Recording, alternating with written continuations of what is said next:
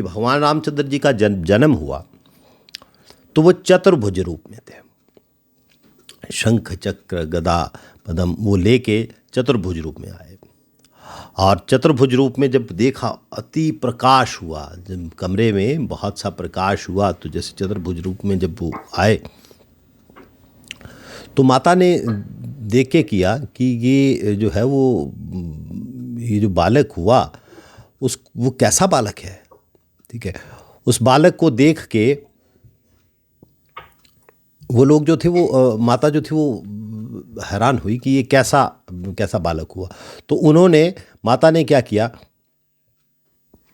माता ने बालक को कहा कि रिक्वेस्ट की बालक से कि भगवान, ये तो अब भगवान आ गए, ये तो मैंने तो जो, क्योंकि उस समय पुराने जन्म में हो सकता है, हालांकि वाल्मीकि में नहीं है, पुराने जन्म के अनुसार जो थे वो माता ने मांगा था भगवान जो है वो रूप में आए, पुत्र रूप में पैदा करें हमें। लेकिन अब तो वो भूल चुकी थी माता यहाँ पे, है ना, माया जी की वजह से वो सारा कुछ हो गया था। तो जैसे भगवान जी चतुर्भुज रूप में आए तो माता ने कहा कि भगवान, मैंने तो आपको बालक मांगा था, भगवान का चतुर्भुज रूप में, और ऐसा अजीब जब दृश्य को देखेगा तो बालक की ना तो मेरे में ममता वाला भाव आएगा आपके प्रति, और लोग भी कैसा सोचेंगे। तो प्लीज़ आप तो एक बालक के रूप में आइए। तो कहते हैं कि उसके बाद बालक रूप जो उन्होंने धारण किया था। भगवान जी के जन्म लेने के 18 घंटे के बाद भरत जी का जन्म हुआ। ठीक है, और भरत जी जब थे तो वो तो भरण के लिए ही, जिनका भरण के लिए ही जन्म हुआ है, उनका नाम भरत है।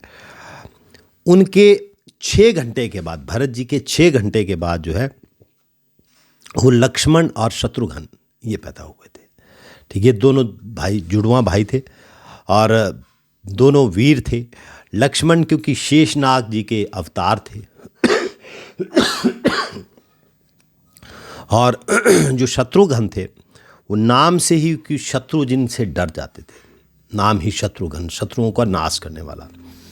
लेकिन शत्रु कौन से शत्रु? बाह्य शत्रु नहीं, भीतर के शत्रु, हमारे अंदर जो शत्रु हैं उनका भी नाश करना पड़ता है। जितना बाहर के शत्रुओं से खतरा नहीं होता जितना कि अंदर से, ये जो माया मोह ईर्षा, ये चीज़, द्वेष, ये जो हमारे अंदर है, इनसे पार पाना और ज़्यादा जरूरी है। तो शत्रुघ्न जी ने किया भी, और देखिए क्या किया उन्होंने। मंथरा जी जो अंदर थी, है ना, महल के अंदर थी, उन्होंने आके मंथरा को जो था वो मंथरा को निकाला। तो वो शत्रुघ्न हुआ। जब जैसे इनका जन्म चारों भाइयों का हुआ तो अप्सराओं ने खूब नृत्य किया, आसमान से बारिश फूलों की होने लगी, अयोध्या में बहुत बड़ा उत्सव हुआ, मनुष्यों की भीड़ इकट्ठी हो गई, और राजा दशरथ ने सूत मागध वंदीजन आदि को और ब्राह्मणों आदि को ढेर सा उपहार दिए। ठीक है, तो तुलसीदास जी जो है वो इसके बारे में कुछ और लिखने हैं। अगर हम वाल्मीकि की बात करें तो वाल्मीकि रामायण में भगवान जी के जन्म के बारे में लगभग इतनी है, भगवान जी के जन्म के बारे में यही कथा, इससे ज़्यादा का डिटेल नहीं बताया। लेकिन तुलसीदास जी की जो तुलसी की रामायण है, जिसको रामचरितमानस का रूप देंगे, तो मानस में इनके जन्म के बारे में बहुत अच्छे से बताया है। तो मैं चाहूँगा कि कुछ मानस की भी बातें इसमें बताऊँ। तो यहाँ पे जैसे बात चल रही है ना कि जैसे जन्म हुआ तो जन्म के बाद जो है इतने पिता खुश थे, राजा दशरथ इतने खुश थे। हमारे भी अगर कोई किसी के घर में बालक हो जाए तो उसको बहुत खुशी होती है, तो दिल करता है कि वो, है ना, मूवीज़ में भी देखते हैं ना कि जैसे बालक हुआ वो उसने सोने का हार जो डाला था तोड़ा और दान में दे दिया, वही खुशी है ना। तो ये तो राजा दशरथ हैं, भगवान जी के पिताजी हैं, उनको कितनी खुशी होगी, उन्होंने क्या क्या नहीं लौटाया होगा।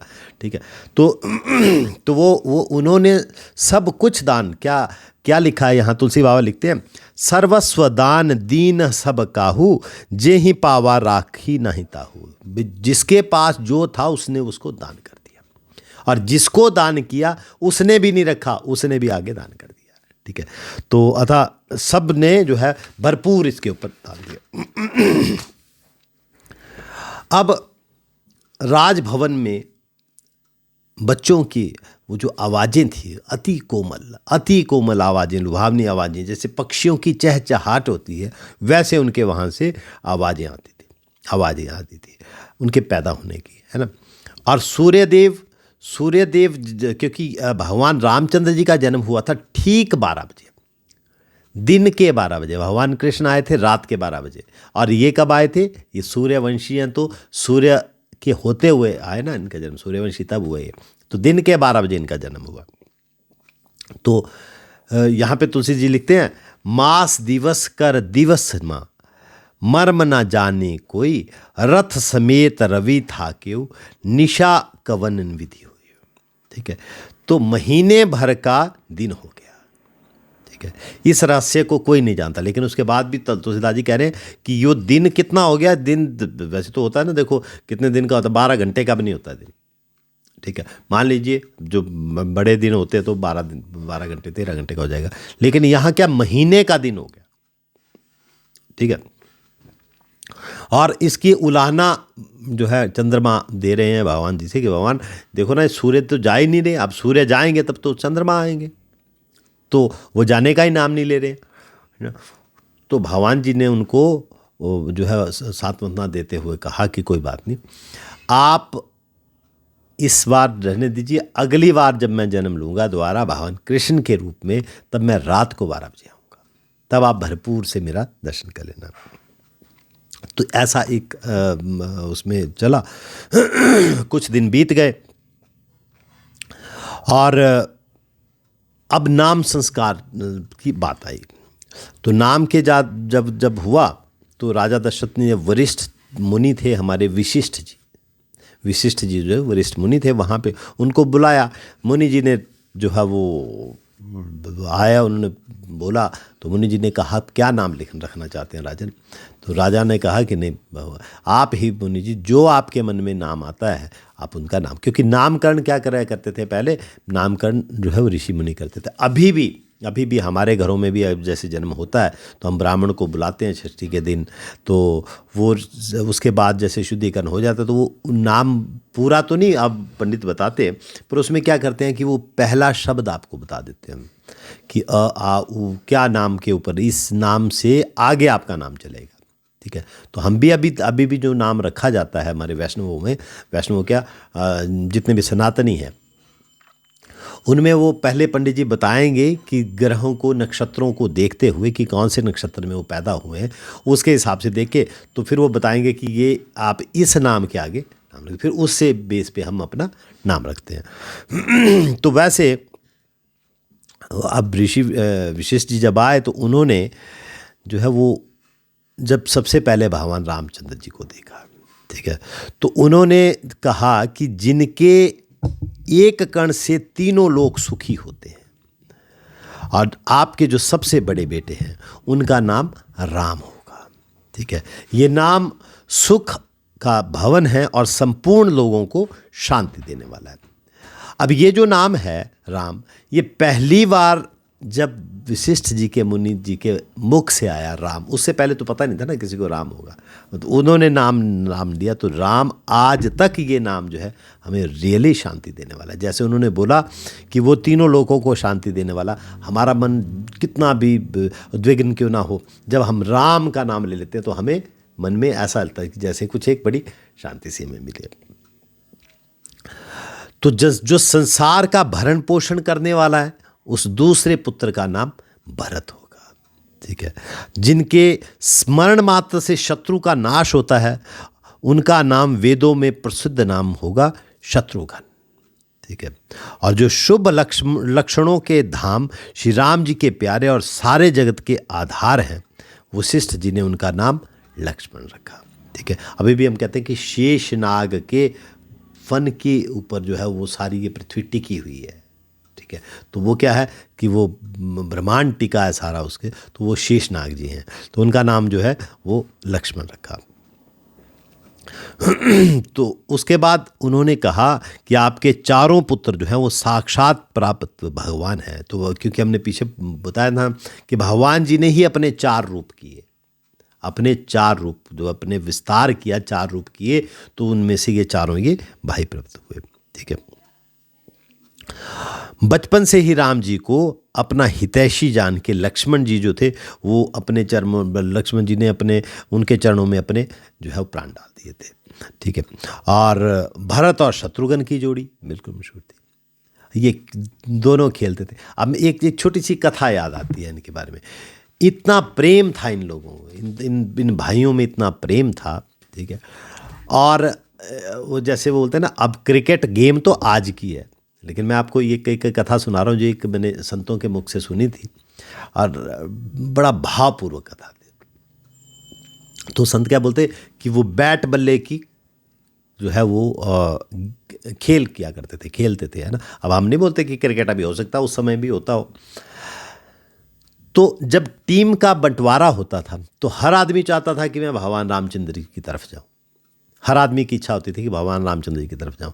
पर फिर वो बंटवारा नहीं हो सकता, तो फिर क्या करते थे, एक लाइन में खड़े कर देते थे, एक दो करके बुलवाते थे।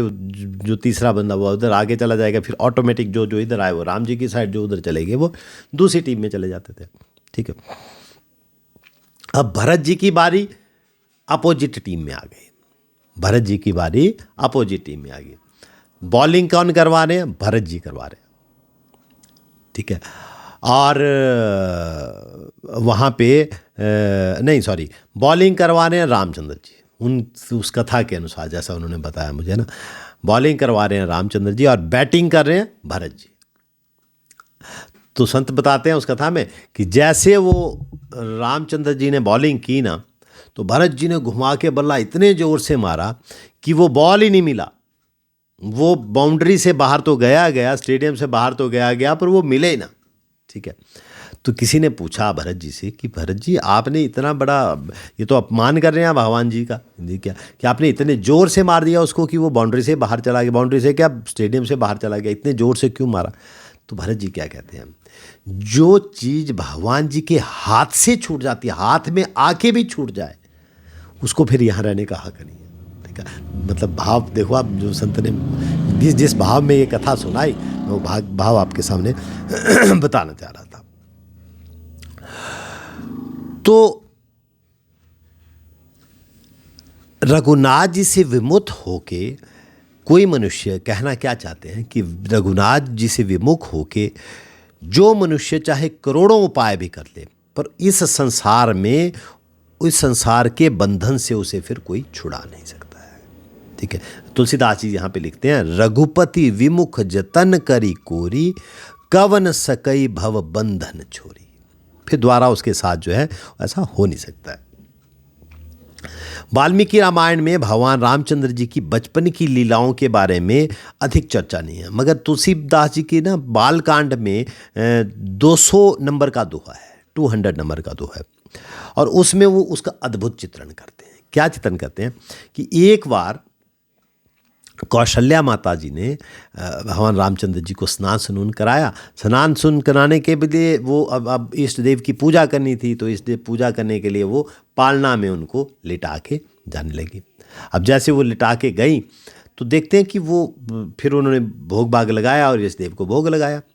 वापिस आके देखा तो इष्ट देव का जो भोग था उसको भगवान रामचंद्र जी खा रहे। उन्होंने बोला यार मैं लल्ला को तो पालना में डाल के आई, अभी यहाँ पे ये तो भोग खा रहे। तो उन्होंने दौड़ के गए पालना में, देखा तो पालना में भी भगवान जी। अब फिर वहाँ वापस गई तो वहाँ वापस जाके देखा तो वहाँ पे फिर वो भोग भी पा रहे। दो जगह पे एक ही बेटा, दो जगहों पे, ये कैसे? ठीक है। तो वो एकदम से जब देखा कि यार उनके दो रूप देखे जब, तो माता कौशल्या जो थे वो एकदम से चाहूँगे भी अब क्या हो गया। फिर भगवान जी के पास गई और भगवान राम जी के पास बोलती कि बेटा ये क्या लीला है। तो उन्होंने, भगवान जी ने अपना रूप दिखाया जिसमें उन्होंने करोड़ों करोड़ों ब्रह्मांडों की जो ब्रह्मांड थे उनको उसमें दर्शन करा दिए। तुलसीदास जी 201 नंबर दोहा में लिखते हैं, देख राख माती निज अद्भुत रूप अखंड, रोम रोम प्रति लागे कोटि कोटि ब्रह्मांड। कोटि कोटि ब्रह्मांड जो थे उनके दर्शन माता को करवा दिए भगवान रामचंद्र जी ने। रामचंद्र जी के उनमें रूपों में माता ने अनगिनत सूर्यों को, चंद्रमा को, शिव, ब्रह्मा, बहुत से पर्वत, नदियाँ, समुद्र, पृथ्वी, वन, काल, गुण और स्वभाव आदि सब कुछ देखा। माता ने सब प्रकार से बलवती माया को देखा, जो भगवान जी के आगे फिर हाथ करके जोड़ के खड़ी होगी। जीव को उस माया से ग्रस्त भी देखा, जो माया उनसे अपने उंगलियों पे लोगों को नचाती है। तो माया जो थी वो हाथ जोड़े खड़ी थी भगवान जी के आगे। वही माया, जो माया सब जीवों को अपनी उंगलियों पे नचाती है, वो भगवान जी के आगे हाथ खड़े होके बैठी थी। तो आंखें मूंद के माता ने माता का पूरा शरीर पुलकित हो गया।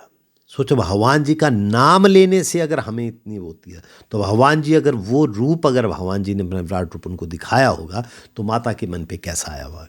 ठीक है, तो माँ का सारा पुलकित हो गया, एक एक रोम रोम पुलकित हो गया। माँ जो थी हाथ जोड़े खड़ी थी। उतने में भगवान जी ने दोबारा वो बाल रूप आ गए। ठीक है, तो बाल रूप आने के बाद बालक बन के तो माता तो फिर वो सक पाई थी, ये वही बालक है जिसने ये वो रूप दिखाया। तो बालक ने विधि बोलते हैं बहुविधि समझाया, बहुत बार से समझाया, बहुत तरह से माता को समझाया कि माता, और बार बार ये हाथ जोड़ के विनती की कि माता, ये जो रूप आज आपने मेरा देखा, इसको आप किसी और को मत बताना। अब ये कथा यहाँ हो रही है, एक कथा वहाँ हो रही है। कहाँ हो रही है? भगवान शंकर और पार्वती के बीच में सेम जन्म की जब क्यों? क्योंकि वो जो जन्म भगवान जी का हुआ, तो केवल यही नहीं खुशी थी वहाँ दशरथ जी के अयोध्यापुरी में ही खुशी नहीं थी, समस्त ब्रह्मांड में खुशी थी। समस्त देवता सभी लोग बहुत खुश थे। तो भगवान शंकर जी के वो शिव धुनी में भी जो था, वो शिवलोक में भी बड़ी उत्सव मनाया जा रहा था। ठीक है, तो जैसे भगवान शिव को देखा, तो पार्वती माता पूछती कि आप कहाँ थे, दिखाई नहीं दिए, कहाँ रह गए। ठीक है, तो भगवान शंकर जो है वो बोलते एक चोरी है, मैं बताऊं? बोले हाँ बताओ ना, क्या चोरी किया?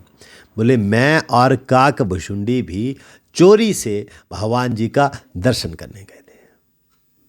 बोले चोरी से दर्शन करने गए थे? हाँ बिल्कुल देखे थे। भगवान तुलसीदास जी क्या लिखते हैं यहाँ पे? काक भुशुंडी संग हम दो, मनुज रूप जानह नहीं कोई।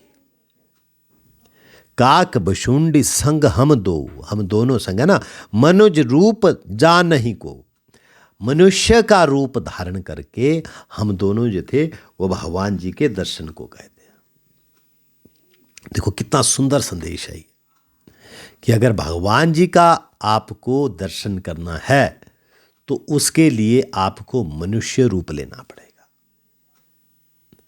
इन 84 की जो योनियां हैं, 84 लाख जो योनियां हैं, उन किसी भी योनि में हम भगवान जी के दर्शन नहीं कर सकते। भगवान जी के दर्शन करने हो तो उसके लिए हमें मनुष्य रूप लेना पड़ेगा। तो इसलिए प्रभु जी माता जी, हम लोगों को अपने इस मनुष्य रूप में जब हम आए हैं, तो इसका वैल्यूएट करना चाहिए। एक एक क्षण की हमें जो है उसमें पूरा एहतियात बरतनी चाहिए, ताकि हम वो एक भी क्षण अपना जो है व्यर्थ ना गवाएं। ठीक है, और सतयुग में देखो एक बात और भी है, इस मनुष्य से की बात बता रहा हूँ। सतयुग मनुष्य योनि में क्या फ़र्क है? सतयुग में राक्षस की अगर हम बात करें, तो सतयुग में जो राक्षस था ना, उसका नाम था, जैसे सतयुग में कौन था? हिरण्यकश्यपु। कितना लंबा नाम है, हिरण्यकश्यपु। जैसे त्रेता आ गया तो रावण का नाम आया, जो छोटा हो गया। राक्षस का नाम थोड़ा छोटा हो गया, 3 शब्दों में आ गया, रावण। जैसे जैसे द्वापर आ गया तो शब्द और छोटा हो गया, क्या? 2 शब्दों का नाम कंस रह गया। और जो ये कलयुग आया, कलयुग में राक्षस का नाम मैं हो गया। अब इंसान जो है, जो मनुष्य है, उसी में देवता और राक्षस एक है। जो देखो सतयुग में, द्वापर में, त्रेता में राक्षस और देवता अलग अलग होते थे।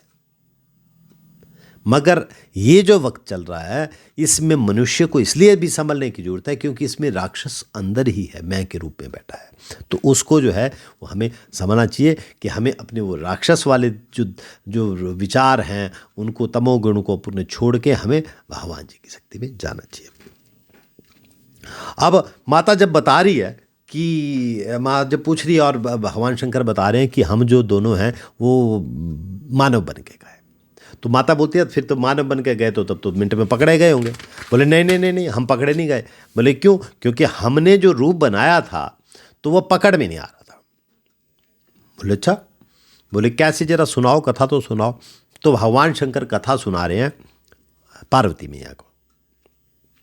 भगवान शंकर कहते हैं कि हम दोनों चले गए। अब जाने के बाद सोचा कि जन्म तो हो गया पर ये अंदर तो जाने नहीं देंगे, महल के अंदर तो प्रवेश मिलेगा नहीं, इधर उधर चक्कर बतेरे मारे। नहीं, वो कोई बात नहीं बनी। भगवान जी के दर्शन कैसे कोई बाहर गैलरी में थोड़े दे भगवान, वो तो महल के अंदर थे। तो भगवान शंकर बोलते कि अब क्या किया जाए भाई। तो काकभुशुंडी ने भगवान जी को सलाह दी कि आप एक काम करो कि भगवान शंकर आप बन जाओ जादूगर, ठीक है, आप जादूगर बन जाओ और मैं आपका चेला बन जाता हूँ। ये जो मैं कथा सुना रहा हूँ, इस कथा का चित्रण वाल्मीकि रामायण और मानस में नहीं है। मैंने एक संत के मुख से इसको सुना है, कि किसी शास्त्र में जरूर है, लेकिन वो क्योंकि उसकी चौपाइयाँ मुझे वहाँ पे दिखी, लेकिन वो शास्त्र में एग्जैक्टली आपको नाम नहीं कोट कर सकता, लेकिन बहुत सुंदर प्रसंग है, इसलिए मैं आपको सुना रहा हूँ।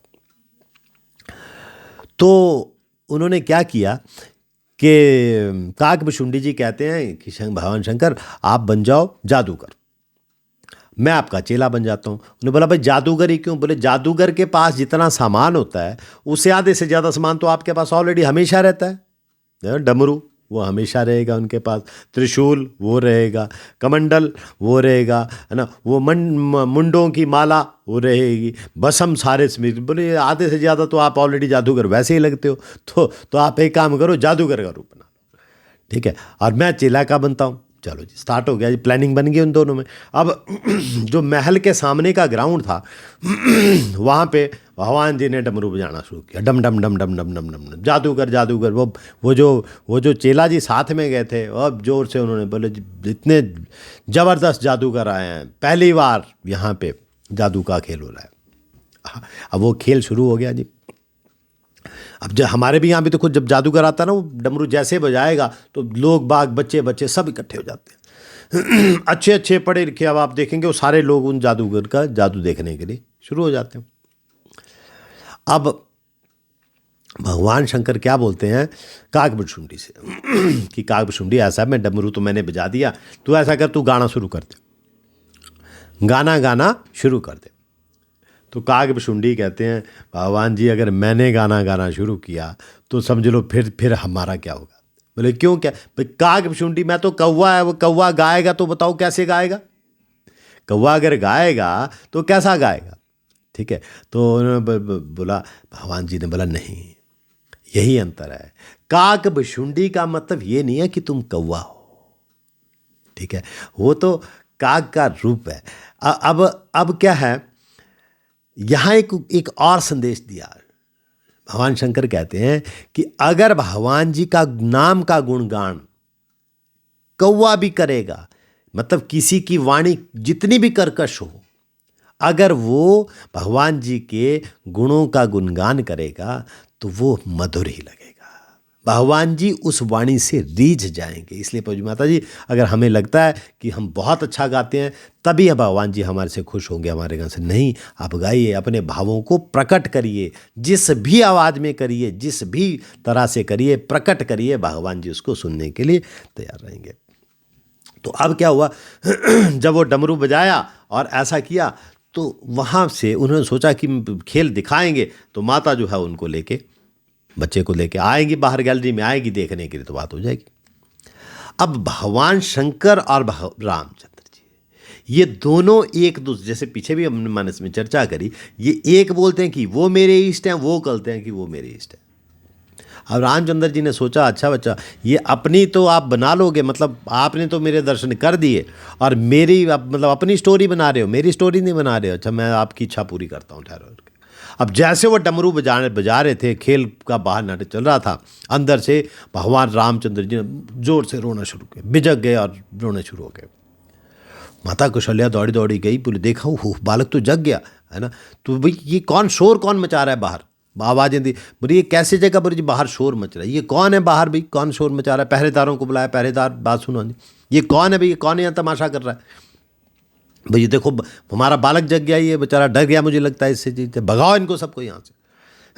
और वो गए जी, पहरेदार गए, किसी ने कमंडलू उठाया, किसी ने वो, अब उनको थोड़ी पता किसने मुंड माला उधर फेंकी, किसने चटाई उधर से फेंक दी, ठीक है। तो वो एकदम से लो जी, बड़े बेआबरू होके निकले तेरे कूचे से। तो वो भगवान शंकर और काग भुसुंडी जी, वो सारा उन्होंने अपना सामान उठाया, समेटा, लो चलो चेला चलते हैं जी वापस, ठीक है जी।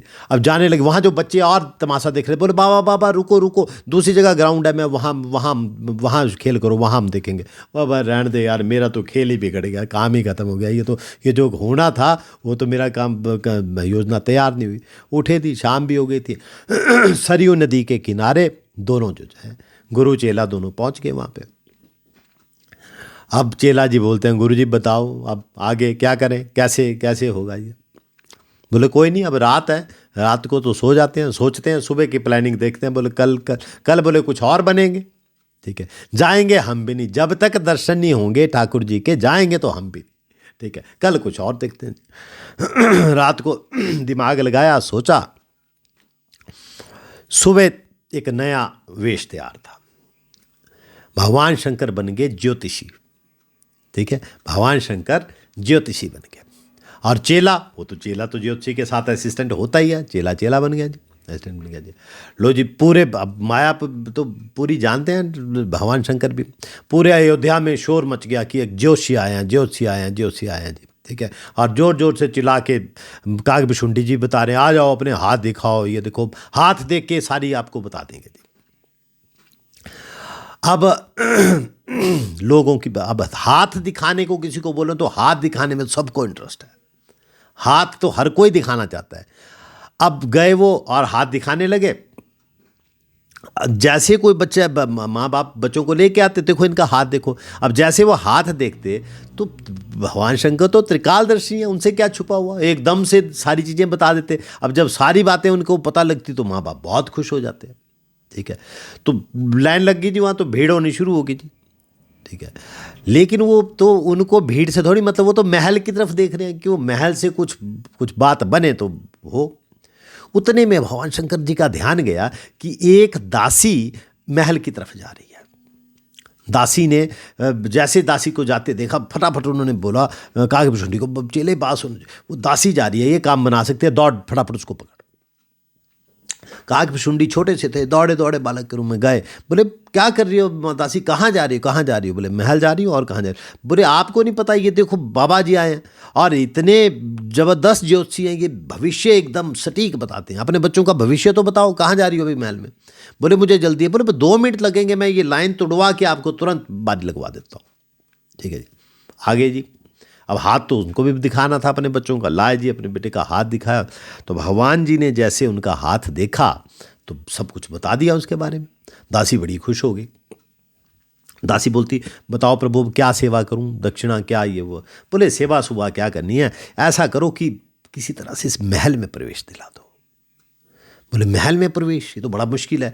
बोले नहीं, बस यही सेवा है, अगर देखो हमने हाथ देखा तुम्हारे बेटे का तो चलो अच्छा प्रयास करती हूँ।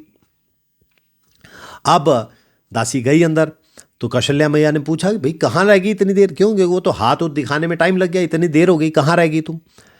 बोले तो आपको नहीं पता जी, एक तो इतने बड़े ज्योतिषी आए हैं, इतना सटीक बच्चों का हाथ देखते हैं कि मैं तो खुश हो गई सबको देख के। वहाँ भीड़ लगी पड़ी है, आप इन लल्लाओं की हाथ दिखाओ उनसे। वो बोलते, कौशल्या मैया बोलती है अयोध्या इतनी बड़ी नगरी है, बतेरे ज्योतिषी आते जाते रहते हैं, तुम पता नहीं किस चक्कर में पड़ी हो। बोले जी ये साधारण ज्योतिषी नहीं है, ये ज्योतिषी मैंने पहली बार देखे हैं और ऐसे हैं कि एक बार से इन्होंने वाकई इतना सटीक बताया। अब उत्सुकता तो माँ को भी होती है, कौशल्या को भी लगा कि यार बच्चों के हाथ दिखाते हैं, चलो चलो कोई नहीं, ठीक है बुला लाओ उनको जी। गई दासी दौड़ दौड़ के, तो भगवान शंकर तो वेट ही कर रहे थे, फटाफट आ गया दोनों आ गए। अब जैसे ड्योटी पे पहुँचे तो दासी बोलती भाई रुको। बोले हाँ। बोले ये महल है, यहाँ राजाओं का है, यहाँ कुछ नियम है, ऐसे नहीं एकदम से आपको एंट्री मिल जाएगी। बोले क्या? बोले हाथ कौन आप में से कौन देखता? भगवान शंकर ने बोला मैं देखता हूँ। बोले तो आप तो अंदर जा सकते हो, ये चेला नहीं जा सकता। चेले को बोला भी तुम तो यहीं बैठ जाओ। और भगवान शंकर तो हाँ हाँ ठीक है इनको बिठाओ, इनको हलवा पूरी यहीं खिलाओ। चेला बोलता अच्छा जी, मतलब झोली उठा के 2 दिन मैं घूमता रहा, सारे हल्ला मैं मचाता रहा, अब भगवान के दर्शन की बारी आ गई तो आप जाएंगे, मैं जाऊंगा नहीं। चेले ने ना चुपचाप से भगवान शंकर के कान में बोला देखो अगर मैं अंदर नहीं गया ना तो पूरे राज जो है यही खोल दूंगा, बंडा फोड़ कर दूंगा। ओहो अच्छा जी। अब वो जब आपस में काना फूसी कर रहे थे तो दासी पूछ भाई तुम लोग ये क्या बातें कर रहे हो आपस में, क्या पूछ रहे हो, क्या बात है? तो भगवान शंकर ने बोला यार इसको ले जाना तो पड़ेगा। भगवान शंकर भी चाहते तो थे ये जाए अंदर, वो तो थोड़ा कौतूहल कर रहे थे। भगवान शंकर बोलते दासी देखो बात क्या है कि मैं हो गया हूँ वृद्ध, तो मैं जो ये हाथ देखता हूं ना तो रेखाएं देखने का काम ये मेरा चेला करता है, रेखाएं देखने का काम मेरा चेला करता है। बोले ठीक है तो इस चेले को जाती हूँ, आप रह जाओ यहीं पे। फिर बोले नहीं तुम समझी नहीं। बोले क्या समझे? बोले ये जो देखता है ये सिर्फ रेखाओं को देख सकता है, कौन पर्वत से कौन सी रेखा जा रही है, ये वो जो फल है वो फल तो मैं ही बताता हूँ। अच्छा चलो दोनों चलो जी। चले भाई जी, दोनों आगे अंदर जी। अंदर जाने के बाद जैसे भगवान जी के दर्शन हुए, मैया ने पहले तो उनको स्वागत किया, चरण धुलाए, उनको प्रसाद खिलाया। अब क्योंकि राजमहल है और सनातनी हैं तो बहुत अच्छे से उनका आदर सत्कार किया, बिठाया, उनको वस्त्र दिए। उसके बाद उन्होंने बालक का लाया। जैसे बालक को लाया तो बालक को लाने के बाद भगवान जी ने जैसे उनके दर्शन किए तो माँ कहती है कौशल्या मैया कि लो इन बालक के सिर पे बाबा जी हाथ रख। अब सिर पे भगवान शंकर तो चरणों को पकड़ने वाले थे, वो सिर पे भगवान जी के हाथ रखने को बोल रही है तो भगवान शंकर तो बिल्कुल ऐसे शर्मा गए। भगवान राम जी बोलते हैं हाँ अब लगा पता तुम्हें? बोले नहीं बाबा जी आप बाबा हैं, हाथ रखो इनके सिर पे। बोले नहीं। कहते कहते उन्होंने क्या किया कि बालक को ही भगवान शंकर की गोदी में दे दिया। भगवान शंकर जी को गोदी में जब बालक को दिया तो भगवान शंकर जी ने जैसे ही रामचंद्र जी को देखा तो भगवान शंकर की समाधि लग गई। अब उनको तो समाधि एकदम लग जाती है भगवान शंकर जी को, भगवान शंकर जी की समाधि लग गई। ठीक है, आंखें बंद किए हुए उनको समाधि लगी। वहाँ वो जो चेला जी आए हैं उन्होंने हाथ देखने के लिए जैसे भगवान जी का हाथ पकड़ा हुआ था तो वो हाथ की तरफ ना देख के भगवान जी के बुखार बिंद को देख रहे हैं और ऐसे आंखें पलक बनी जप करें, ऐसे ऐसे ऐसे ऐसे देखे जाते, हाथ की तरफ ही नहीं देख रहे हैं, बुखार बिंद को देख रहे हैं। बड़ी देर हो गई। अब माँ बोलती यार ये कर क्या रहे हैं? ठीक है, ये जिसने एक ने तो आंखें खोलनी चाहिए उसने आंखें बंद कर दी हैं और जिसने हाथ देखना है वो उधर की तरफ देख रहा है। ये भाई ये हैं भी हैं, ये जोशी जासी हैं भी, तू ऐसे ही किसी को उठा के ले आई है। भगवान रामचंद्र ने बोला ये तो स्टोरी बिगड़ने वाली है। अब वो भगवान शंकर की जटाएं नीचे थी थे, रामचंद्र जी ने एक जटा को खींचा तो समाधि एकदम टूटी भगवान शंकर जी की। रामचंद्र जी ने मन ही मन बोला भगवान शंकर ये आपकी कैलाश पर्वत नहीं है, माता का यहाँ पे महल है, एकदम से निकाल देंगे आपको बाहर। वो बोला अच्छा। तो अब भगवान शंकर जी ने बोला, भगवान शंकर कहते मैं थोड़ा सा ध्यान लगा के देख रहा था बालक के बारे में, ये बालक जब पैदा हुआ था तो ऐसा नहीं था। बोले फिर? बोले ये चतुर्भुज रूप में था, शंख चक्र पद्म गदा के साथ। अब मैया तो हैरान कि ये देखो ये जो रूप देखा था ये तो मैंने देखा था, ये तो सिर्फ मुझे पता होगा या भगवान रामचंद्र जी को पतेगा, इनको भी कैसे पता है? ये देख के भाई मैया तो बिल्कुल एकदम नतमस्तक होगी। बिल्कुल भगवान जी बिल्कुल। बोले ये तो चलो पीछे की बताए, थोड़ा आगे के बारे में भी बताओ। जैसे रामचंद्र जी ने ऐसा सुना, रामचंद्र जी ने भगवान शंकर की जटा फिर से खींची। बोले बाबा बस अभी ना बता दियो बनवास और उन सारी स्टोरी मत बता दियो, नहीं तो और बंदा खराब हो जाएगा। अच्छा जी, तो फिर ऐसा एक बार अब देखिए यहाँ पे ये जो सारा स्टोरी हुई भगवान चंद्र के बारे में उन्होंने कुछ संक्षिप्त सा बताया, वहाँ से उनको शुभाशीष मिला और ये सारी स्टोरी क्या सुनाई जा रही है? ये सारी स्टोरी भगवान शंकर पार्वती जी को सुना रहे हैं कि ऐसा ऐसा हुआ। अब भगवान शंकर जी जब ये स्टोरी सुना रहे ना तो पार्वती माता खुश हो जा रही है, मंद मंद मुस्कुराई जा रही है, मुस्कुराई जा रही है। भगवान शंकर बोलते यार मैं इतनी सीरियस स्टोरी सुना रहा हूं, तुम मुस्कुरा क्यों रही हो? मैं नहीं नहीं नहीं मैं सुन रही हूँ, स्टोरी सुन रही हूँ आपकी। पार्वती जी कहते नहीं नहीं फिर भी मुस्कुराने का कारण बताओ तो सही, क्यों मुस्कुरा रही है? पार्वती माता बोलती हैं कि भगवान जी आप जब गए थे ना तो 2 दिन वहां पे इधर उधर बाहर ही भटक रहे थे। बोले हाँ हाँ भटक तो रहे थे, भटक तो रहे थे। वो दासी कौन थी, पहचानी? बोले पता नहीं कौन थी। माँ पार्वती बोलती वो दासी मैं ही थी, मैं ही वो दासी बन के गई थी जिससे आपको महल में प्रवेश मिला। तो ये एक बहुत सुंदर सी कथा थी जो मैंने आपको सुनाई भगवान रामचंद्र जी के जन्म में, जो काकभुशुंडी और भगवान शंकर जी ने किया। तो यहाँ पे हमारा 18वां अध्याय लगभग ख़त्म हो जाता है। 18वें अध्याय के बारे में के बाद जो 19वां अध्याय है उसकी चर्चा हम अगले उसमें करेंगे। तो आज की कथा हम यहीं विराम देंगे। आप लोगों को अगर किसी का कोई प्रश्न हो या कोई टिप्पणी हो इस बारे में तो आप बोल सकते हैं। हाँ आप अनम्यूट करिए, अनम्यूट कर सकते हैं। हरे कृष्णा, अनम्यूट करके देखिए, कोई अनम्यूट हो सकता है।